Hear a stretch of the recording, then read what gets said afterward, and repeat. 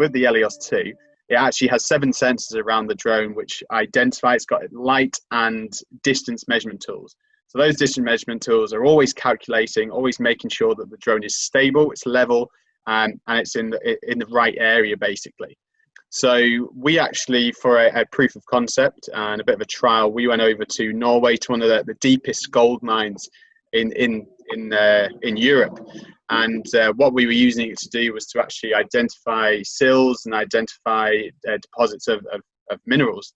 So how they would usually do it is they send a rope access team down, they'd then plant explosives, and then obviously make sure everything is secure, do the explosion, and then rope access back down. And obviously, you can obviously see the safety implications involved in that. Any sort of debris, loose rock, anything like that, it can be quite dangerous. Now with the Elios2, what's really great about that compared to the One and anything else on the market, it has the ability to actually identify surroundings. So it's completely GPS-less free. So with a standard drone that you'd find externally, you would have a GPS. Now for an internal drone, you don't have anything like that.